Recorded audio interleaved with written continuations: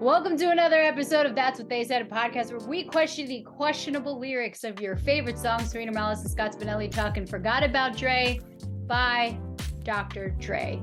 Yes. He is not a real doctor, but he does play one on TV, music videos, hip-hop community.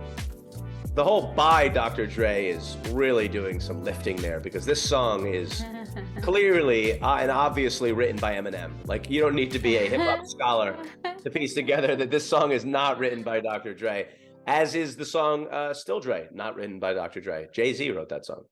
You know, sometimes you need other people to write for you, like to write about you. It doesn't I'm gonna come out with a super hot take, okay? Go for it. I think Dr. Dre is a touch overrated.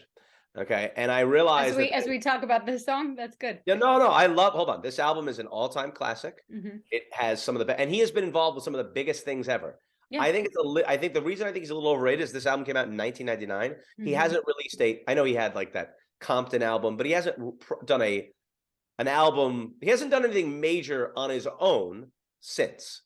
Mm-hmm. So if Kobe Bryant, if Tim Duncan, if any of these people won a championship in their rookie year and then didn't do anything again for 18 years. They were very involved. You would have a different view of their legacy, would you not? Yeah. I see Dr. Dre as like Steve Nash now. Like, he played and now he's like, coaching. Like, he does a lot of like behind and that's very valuable. Like, he is influential in starting 50 Cent, Kendrick and Lamar. He's busy doing Beats headphones now. No, but I'm talking musically though. Eminem, Kendrick Lamar. Yeah. 50 Cent right there. Even if there was literally nobody else, that's GOAT status right there. Like, I agree with that. I'm just saying, I think he's more like, I think musically he gets more credit than he should. I think he's more impressive to me as like the influence that he's had and the involvement, because like his biggest album, he did the producing, to be fair, obviously, but like he didn't write any of the things. Not that anybody thinks he's a great lyricist, but I don't know. It's a weird argument. I'll make one last analogy. It's kind of like how I think Bill Russell is overrated, right? And that's like a weird take. I don't think Bill Russell isn't great. I just don't think Bill Russell is like one of the 5 best players in basketball history. Yeah. Okay. I think he's like David Robinson to me, or Hakeem Olajuwon are as good as he is, but no one ranks them anywhere near him. Those guys are in like the 15 to 25 range, and Bill Russell's in the 3 to 6 range. You're right. And I'm simply saying they should be closer. And that's all I'm really saying about Dr. Dre. Is like, he's still a GOAT, but I think he's revered as like this untouchable character. I'm not sure I feel that. It's funny because I would take the opposite approach on, like, he does so much that he can create an amazing album. He can find all this talent. He can create a technological thing for your ear that's going to enhance your music experience. He can produce all this stuff. Like, I feel like he's like the Yogi Berra. Like, he's never going to get the Babe Ruth status, but Yogi Berra does everything. And that to me is way more valuable in some sense. I guess what I'm looking at is comparing him musically. Yeah. Right? Like, if in a way, I also think that part of the reason he never came out with the Chronic sequel, whatever it was called. What's the name of it? The Detox. The name of that. The rumored album that never came out. Like, it's kind of like why Eddie Murphy, I feel like, doesn't want to do stand-up, right? Like, at a certain point, you've built up such a high bar for yourself. Yeah. Because I mean, this whole album is just classics, just all-time classics, like generational classics, song after song after song after song. It's like, I wouldn't want to go back. I would never be able to release that either after a certain amount of time. Lauryn Hill, same thing. You know what I mean? Like, again, I don't even exactly know what my argument is here. I think that there's a deification in some ways of him musically. I can't take away from, I just mean his individual output. That's all. Okay. Not his impact. That's fair. Either way, it's about to get real, folks, because this was my jam as a child. Once again, hence incorrect, is still your jam now. Still. Come on. You're right. I gotta live in the present. This is still my jam. This was like the song, the album. This was like Dr. Dre's return, and he brought his friends with him, is how I would describe it to someone.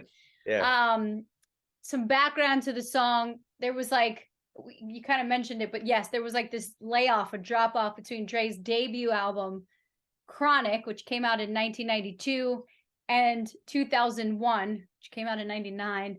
Yeah. Just I'm like, wait, what years? But in between the two albums, he had left Death Row in 1996. And that became sort of the whole talk was like Suge Knight. He had put a record titled, and he took Dre's album Chronic and they named it Chronic 2000, right? Am I getting this right? Yeah. But like Suge just like disses the crap out of Dre for leaving the row. It even took like he took his title, and so Dre was like, okay, I'm gonna sit for a minute, I'm gonna watch you do your thing, and then I'm gonna come out with 2001. I'm just gonna add a year. And he did have 2 albums. He was involved with The Firm, the Nas, Foxy Brown, and AZ album. Yeah. And then he was also He was working in the background. But didn't he have the other album that had like the bomb going off, like that first? Like there was some. He had an album that I think didn't do well. Like it wasn't. There was either compilation album or some kind. There's something there, but either way, yes, he had disappeared for a bit. You know? Yeah. And again, he was still lurking in the background. It wasn't like he wasn't doing things, but yes, like if you're not putting out an album, if you're not winning a chip every few years, people are gonna think you're done. But that's the reason Dre went so hard to me on these lyrics. Well, Eminem went for him. Yeah, there you go. But he basically says like, no, you need me. Like you need me in this. Yes, and he's right. I mean, you know. We talked in a previous episode about how the initial opening notes to the Britney Spears Baby One More Time, like, you know exactly what it is. With this song too, when you hear that dun, dun, dun, yeah. No, that's still Dre. Oh, you're right. Yeah. Yeah. But that one too, frankly, both of them. But this one with yes. what is that, a violin or whatever that is? Yes. And I think that you're playing that right now. Thank you. Put it in there. This is what you're hearing. Yeah. But yeah, I believe, if I'm looking this up. Scott Storch, was he involved in this? I think he was, but I'll look that up. He might have been involved with Still Dre. And you forgot about him. Like I just love it. I'm even just confused, even though I was very focused on forgot about Dre when I prepped for this podcast, but still I was like ding ding ding ding ding ding ding. That's the one that Scott Storch. He came up with that piano riff. Yes. That's what it was. Yeah. Forgot About Dre sampled NWA's Compton's in the House. Eminem wrote the song for Forgot About Dre. Forgot about Dre. You like forgot what about a mom Dre. would say. Yeah, what a mom would say. Forgot about Dre? Yeah. Has anybody been calling about Dre? Is Dre okay? Is the Dre, like, it's, doctor? All right. Well, he went to nursing school. All right. You can't be a good doctor like your friend Andre, huh? Eminem. We can thank Eminem, Marshall Mathers, because he was the one who brought this whole thing to light. Discovered by an Interscope intern who saw him do his thing at like a rap battle in California, and then the tape was passed on to Jimmy Levine and Dr. Dre and wrote the song. Jimmy Iovine. Oh, thank you. You're right. Yeah. It's what was that? That's a good documentary. That is a very good documentary. It's the Dr. Dre. The Defiant Ones. Defiant Ones, I think it's called. Yeah, so that's good. Yeah. So good. Highly recommend that. We just recommend all these things. Yeah, this podcast started as a lyric podcast. It's turned into you and I trade episodes recommending docs. Dr. Dre's and just documentaries. Yeah. But yeah, Eminem wrote the song. And he originally wrote the song for Dre and Snoop. And then Eminem ended up getting on it. But I mean, it makes sense because Eminem just spits so fast. And Snoop does not spit so fast. So I'm like, oh, that would have been pretty interesting to. Yeah. And especially in that period of Eminem's career where he was doing he was really like Slim Shadying it up, and everything I always felt like ramped up to 100, you know, like, so that this song with the way the song progresses, you're kind of on edge the whole time. But yeah, I mean, there's so much. This song is so good. It's so good. Released as the second single on the album 2001. It came out in 2000. Hit 25 on the Billboard 100. It won the Grammy for Best Rap Performance by a duo or group. So, either way, you want to talk lyrics, or let's talk lyrics first? Yeah, I mean, we can do lyrics first. Yeah, so my favorite lyric, honestly, in the whole thing, and I realize it's an obvious one, is the chorus where he goes. Nowadays, everybody want to talk like they got something to say, but nothing comes out when they move the lips. Just a bunch of gibberish. That whole bit there. And what I love about it is you can once you learn that Eminem is the guy who wrote it, it makes so much more sense, this song, because this is a guy he grew up idolizing, and like an icon in the beginning of that era of rap, and so like, yeah, it's like the whole idea of like when he says nothing comes out when they move their lips, just a bunch of gibberish like that. Oh, man. Everyone knew the lyrics to this part, and if you didn't, you pretended like you did. I mean, that's a good point. They're like, nowadays, but like it was so cool because once you learn the lyrics, you can spit that out very easily, which is why I was sort of, I mean, I remember my sister Christina would, like, she would just go around the house like, nowadays everybody want to talk like they got something to say when nothing comes out, and I'm like, okay, I know the lyric too, relax. But it was sounded so cool. It was like it had flow. I mean, you had this white kid from Detroit hanging with Dr. Dre. It was I mean, oof. Most of my lyrics that I would pick out are frankly from his verse, but if you want to pick something from that first verse, feel free. Okay, well, and when the album, again, it's written by Eminem for Dre, but like, and when your album sales wasn't doing too good, who's the doctor they told you to go see? I love that lyric because Dre's reputation was like the doctor, and so you get a professional to cure you. Like, oh, your album sales aren't doing too, oh, you got a knee problem, come see the doctor, let me help you out. Like, it's just a great, who's the doctor they told you to go see. I mean, that's such a great line. I mean, this is going to be more of a love fest in this episode than it is anything else. I'm going to crap on one very specific lyric. Eminem. I have one that Eminem. I don't know if it's a crap on, but I'm going to certainly here. One of my favorite Eminem lyrics is where he goes, hotter than a set of twin babies in a Mercedes Benz with the windows up when the temp goes up to the mid 80s. Yeah. Men, ladies, sorry, doc, but I've been crazy. Yeah. That whole thing, first of all, it's so funny and fun, but it's so weird to me, the part where he says hotter than a set of twin babies who are in a Mercedes Benz with the window up. Like, that is so disgusting and specific. Like, yeah, I mean, again, like, obviously, I think where in the world are you? Like, I'm just like, where is your brain? That's what I want to know. Yes. Writing I'm like, never would I go, hotter than a set of twin babies. Also, sorry for yawning. Also, I almost dropped a bunch of crap on the floor. It's fine. Also, why twin babies? Right. Like that's the other, I mean, again, not that it matters, but it's just that's why he's so unique and so fun and interesting. Like, that lyric is so bizarre, and exactly what he's talking about. Like, that is a level of hot. You know what I mean? Like, yes, it's like, let me give you Red Bull, Monster, a shot of espresso, and Mountain Dew, and just mix it up, and then like inject it into his veins, shake it up, and let him go. That's Eminem. Yeah, lyrics. Yeah. I mean, one of the lyrics I had one day, I was walking by with a Walkman on when I caught a guy, gave me an awkward eye, you looking at, and strangled him up in a parking lot with his Carl Kanai. Bro, what? You were just walking by. Where did the escalate? Why would you strangle someone? Because he gave you one bad look? Like, maybe he was like, oh, is that Eminem? I didn't. Holy cow. So you can't even look at this man because he's going to strangle you. Correct. Also, Carl Kanai, I never realized it was Carl Kanai, the designer. Like, he made those like jackets. They're mad expensive. Like, they were so expensive back then, but I had no idea it was like the brand. I'm like, oh. I never knew what that was. I'll be perfectly honest. Kanai. Yeah.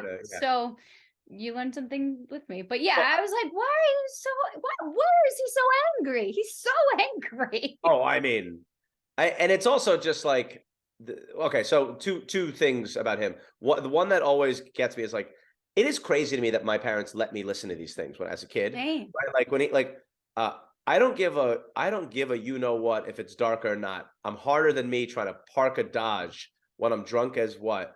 Right next to a humongous truck in a 2-car garage. Hopping out with 2 broken legs trying to walk it off. Fuck you too, bitch. Call the cops. So we've now gotten in just like 5 sentences, we've gotten in domestic assault, or some sort of sexual aggression, violence. Yep. We've gotten drunk driving. Yep. And we've put other people in danger. Yeah. All of that. And again, I actually think it's a credit to him as a lyricist because I've never driven drunk nor hit a woman. So my point is, like, I didn't, you know how they were saying, oh, it's going to influence kids. Like, some people did, but some people didn't. You know what I mean? Like, I don't know. I didn't do any, I listen to all these songs. Right? Yeah. I never drove with 2 broken legs and then tried to get out of a car, walk it off, and then curse out a woman, call the cop. What that lyric, hopping out with 2 broken legs, trying to walk it off, bro, you ain't doing crap with 2 broken legs. Yeah. You are in pain. This whole song changes to just some music interlude or something to be like, ah, my legs, bro. Like, what? Well, the other thing is, as far as that's concerned, to your point about like what you can't even look at this guy without him strangling you in the parking lot. I would also argue this is again a level of aggression that's completely not necessary, because she is right to be mad at you. You know, Yeah. she's right. In this particular case, there are so many situations that he makes fun of that you're like, oh, okay, you know, Britney Spears is kind of lame, you know, whatever, like that kind of stuff. Yeah. It's like, no, you're driving drunk and you broke your legs, like yeah, the cops should get called. Sorry, Marshall. Yeah. And then he threatens to kill her and her dogs. Yes. Like, also, now we got the ASPCA involved. Yes. I mean, the funny thing is, again, we were talking about, this sort of proves my point. We've been doing this podcast now for 15 minutes, and we barely mentioned a Dr. Dre lyric. Yeah. That's all I'm saying. I just think that there's a little, I don't know. This is an opinion that I always feel weird about voicing, because I think I know about hip hop, but like, this is one that automatically gets you disqualified. You can't say what I just said. It's like, everyone's no one's like, ever going to listen to our podcast again because we've lost all credibility. Yes. Well, I'll wear that. Sarina still has it. I'll wear it. It's me. Yeah. Well, one, the back and forth of Eminem just coming off like a lunatic with aggression and masculinity out of the wazoo. And then Dre, who's just like, I'm the man. You forgot about me and you shouldn't like, it's such like a contradictory. You know what I always thought of it as? I always thought of it as like the guy and then his hype man. And Eminem hype man, right? So like Dr. Dre's just like, hey, listen, who's the doctor they told you to go see? And then like, I'll kill you. I'll kill you. All right, calm down. It's really not a big deal. I made the point. I got one more verse coming up. Really, you don't need to kill anybody with the Charleston chew. Not necessary. Trust me, not necessary. And then when he leaves, he's like, listen, he just gets a little excited. You know, he's a fan. He's young. He's like impressed. Eminem, sit, stay. It's like crazy. When you heard this, you're like, who the what am I listening to? To your point, how did parents let us listen to this? You wanted to say like, wow, what the? Well, you want to say like, dude, no one was challenging you on this. Like the Dre part, I get him defending himself. Eminem is like arguing with people that aren't arguing back. You know what I mean? Like, dude, no one is saying you're wrong. Calm down. He's like, no. I'll take it a step further. Let me tell you about this. I got 2 broken legs. I will fight you, girl. And I'm like, no, you ain't. No, you ain't. You ain't gonna do that. That line though, and I'm still loco enough to choke you to death with the Charleston chew. That's a great line too. However, if you've ever had Charleston chew, it takes an hour to get it like pliable enough where you could potentially choke somebody. Charleston chew does not. It is. I think they stopped manufacturing Charleston chew in maybe who was president? Carter? I mean, there was no, we're talking a ways back from the last. It came back out because Eminem brought it back into the limelight. They were like, oh, let's bring that back. Let's see what happens. Well, if this song came out nowadays, like Charleston Chew would have to have a Twitter campaign about how we don't condone people using this to choke each other. Actually, now that I think about it, hold on. Was that lyric to say that he would choke you because you would choke on it eating it? I always assumed that meant he was going to take it because it's like taffy and he was going to. Yeah, that's what that also means, right? thought that too because it was the taffy part. Yeah, okay, okay. Good. But maybe he just stuffs it down there and then chokes. Like I'd be like, wow, that is some the lyric. Yeah, the lyric means I'm still loco enough to choke you to death with a candy you don't want to eat. Right, you're gonna eat this because I don't like it, but I had to eat it when I was a kid. And I'm still loco enough to choke you to death with peppermint patties. Was the original lyric? It didn't quite work. I love a York peppermint patty. It's refreshing. You do? Yeah, did I say peppermint patties? I meant. I used to. Wait, what's York patty? Well, York patty. Yeah, York peppermint patty. Yeah. Yeah, they're great. By the way, a candy that came into my life late and I made fun of people for liking early was Good and Plenty's. Do you like licorice? You like licorice? Not really. No. Okay, well then, the hell with you. Yeah, no. But it's a choice. You either like it or you don't. Yeah, I don't love it, but I remember making fun of people for liking it, and it turns out it's like, no, it's not horrible. Not so bad. Yeah. I can. So do you have any Dre lyrics? Because after you I do. kind of defended him, I'd like to hear you give me something. Yeah. I do. I appreciated towards the end. He's like, now you want to go run around talking about guns like you ain't got none. What, you think I sold them all because I stay well off? I mean, this whole part, now I got a hate mail all day saying Dre fell off. I mean, it was just like boom, boom, boom. Well, because I've been in the lab with a pen and a pad trying to get this damn label off. One, very Eminem-esque, writing Yes. where it's just chop, chop, chop, chop, chop. But also, like, do you think people still use pens and pads paper now? Oh, I do. Oh, I can't get it in time, but yes, I do. Yeah. Okay. Because I was Yeah. always wondering, like, do Here. rappers Oh, yeah. keep the stationery business like alive? Like, is Michaels and Joann's and Staples? You got Office Depot just making profits off of the rap industry. I keep in my I haven't used this as a You've been fairly writing your lyrics in there? no, but like if I have things I think are funny, you know what I mean, Uh-huh. I'll write down like little Okay. notes and stuff here, Okay. But I keep that in my I have both of the two jackets I wear regularly, Mm-hmm. I have notebooks in. Little Okay. pocket-sized notebooks. So I did get to your point though about it's so obviously his style. I would love if there was some demo version out there where he just did every verse. Just to hear him. Eminem just, yeah, I'd be very curious. I would love to hear how that sounds. Because Eminem's voice is also very unique and a very high-pitched, whiny sound, Yeah. which is very funny that because if Especially any back other then, voice, especially back then too. Yeah.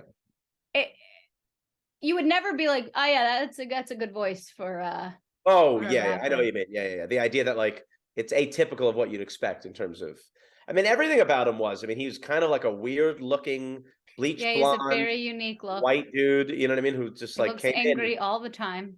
Well, when he was rapping at any of those underground clubs, if they were like, "Oh, in 2022, you're going to get inducted to the Rock and Roll Hall of Fame and be regularly acknowledged as one of the best rappers of all time," people were like, "Are you what are you smoking? Because I want some of that." Yeah. Like that is insane.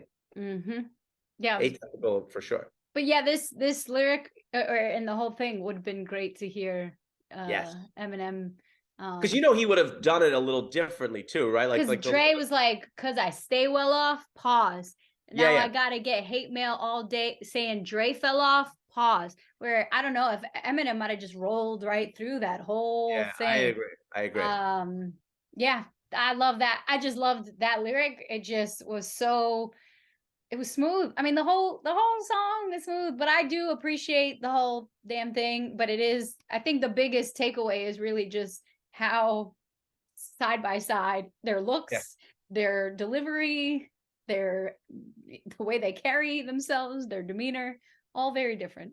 And I have one more lyric before we touch on the music video before we Okay. go here. Where he goes right after your lyric, he says, "I ain't having that. This is the millennium of aftermath. It ain't gonna be nothing after that."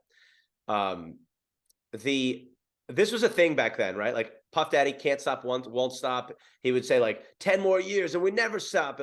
And these guys were talking about things like, and I remember thinking to myself, like, I wonder how long they'll last. And clearly, obviously, Dr. Dre was not going to last for a millennium, but like within a number of years, like Aftermath was not a record label that you were like, ooh, I wonder what they're going to have next. You know what I mean? And it happens to all of them, but it was just so funny how they were all doing that version of like, Bad Boy was never going to stop making hits, and I'm sure, I mean, Aftermath, it's a great dream.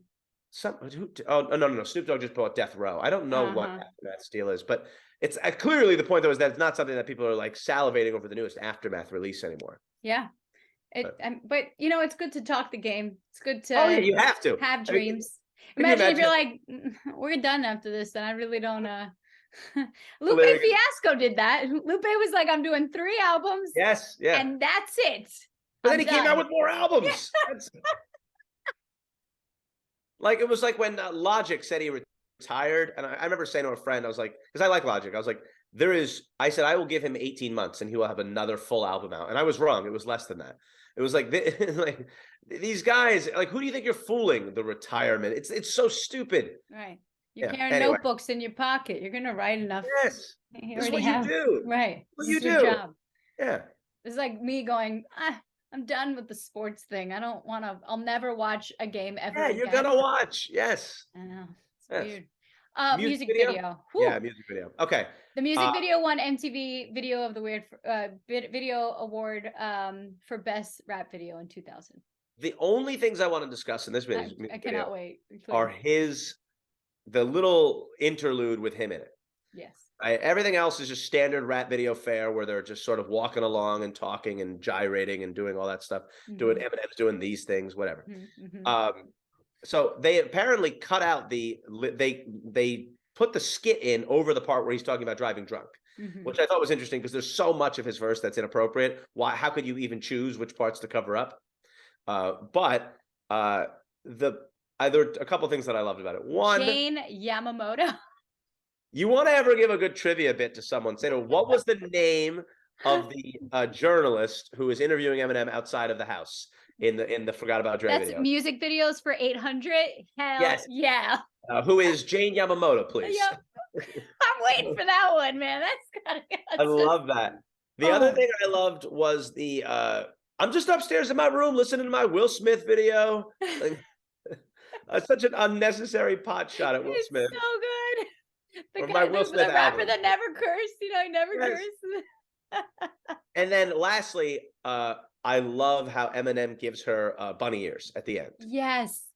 I mean, so childlike. And that's kind of like the thing about Eminem that I think gets lost is that like he was like a big kid who had weird things to say. Like I never worry isn't the right word, but I was never listening to it thinking like, oh, he's doing these things. He's just a weird, kind of gross but funny and very talented goofball who like every so often will right before that he points at her butt, but then he gives her bunny ears because bunny ears are what like a child would do, and it's like the same reason why okay, here, quick side story.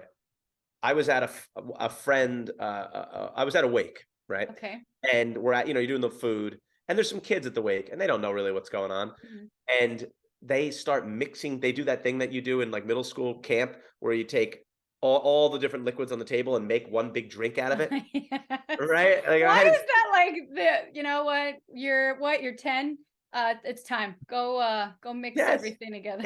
It's stood the test of time. It had like a chicken finger in it, mustard, salt, pepper, mayo, water. And then they're like, drink seltzer. Drink. Yeah, and everyone had to take a little sip. And I only say all that because like even in the midst of this very sad thing, these kids were still kids. And I think that's the thing with the Eminem. That's a weird way to get to that. But like even in the midst of all this like weird, like upsetting, frankly, stuff, he says, I mean, I'm not upset by it, but it's weird.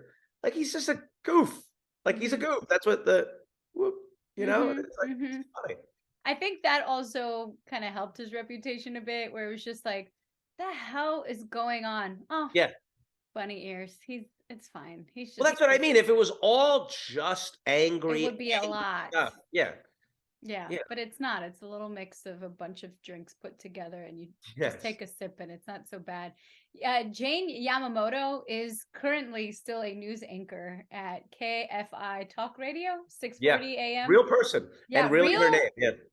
She's a Emmy award-winning Fox 11 News. I mean, this woman, but she also kudos to her for doing it, right? That's awesome. Also, I was like, wow. I mean, she was been on X-Files, Prison Break, the Sarah Silverman Project, America's Sweethearts, Forgot About Dre, and Eminem Stand. She makes another appearance in I mean, that's I don't remember the music video for Stan. I remember being fairly long, so I don't remember it all. But that is awesome that she's in that too. That's awesome. Like, let's bring Jane back, and she's like, sure, why not? Cool. I thought it was cool. When I found out that she was real, I don't remember when, but when I did, I was like, oh, I always assumed this was a fake person.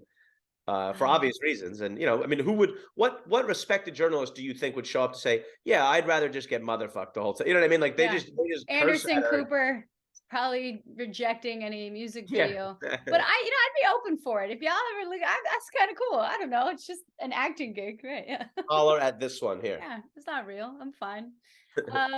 Final thoughts? No, I would, yes, I would amend it to just say that obviously, just to be clear, I love Dr. Dre. I do. You forgot about him already. I forgot already is really the problem. I love this song. I wish they would do more. I know they were in the Super Bowl. I was at the Super Bowl when they performed, and I was like, side note, the journalists that sit, and you're supposed to be quiet and you're I am like, well, halftime for me is also halftime for everyone. I'm taking a break. I get to go get my food. I refill my coffee. Uh-huh. So at SoFi Stadium, was in LA, you had all these guys like Mary J. Blige, Dr. Dre, Snoop, Eminem. I mean, it was so freaking cool. 50 Cent hanging upside down. It was Yes. fantastic. And I danced to these songs with the rest of the press being like, what is wrong with you? I was like, y'all, like, you're not working right now. Like, take a second to breathe. Like, let's chill. If that Okay. halftime show wasn't made directly for us, then nothing would be, right? Like that Right. was so up our alley, like songs we like came of age to, you know what I mean? Like it was, yeah, that was an unbelievable show. And those songs are just, you know. Is there another rap duo in the game like these two? Because I don't know. They're so unique. They're like Oh buddies. yeah, like Or, mentor mentee type thing, yeah. but still work together. I'm trying to think like I wish you had asked me that question earlier. Good question to pose. Maybe like y'all can marinate on that as we try and record more podcasts. But seriously, No, that's a good one. they're so balanced. They're so well, like it's like peanut butter and jelly. I just appreciate the two together. Yeah, I'm trying like again, a lot of the other like famous producer rapper things, it's really heavily weighted on the rapper usually. You know what I mean? Like it's Mhm. and this is at least still he whether or not he writes the songs, he's still the guy rapping. You gotta lay the music, and that Yeah. music is just as good as. Yeah. I mean, you don't even know what Eminem is saying half the time, and you're like, but the beat still goes. It's still That good. that is true too, to what you just said. You don't always know what Eminem's saying, but sometimes like when you listen to like Bone Thugs and Harmony, it's so fast. Even when you listen, you even if you listen to a lyric sheet or twist it, I miss my What you Uncle got? Charles, y'all. Like You're right. you don't even it doesn't even make sense when you read along to it. Whereas with this, it's like no. It now that it's like you said in the beginning, once you knew the lyrics, what he was saying, you're like, oh wow, it's like I can do it along with him. So it's accessible once you learn what's going on, which I think is a unique quality. Yeah, definitely. All right, well, that wraps up another episode of That's What They Said. Shout out to Jane Yamamoto. Yes. Shout out to her, because she We should have got her on for this pod. Man! Call us, always call us with the invisible phone I have. See you next time.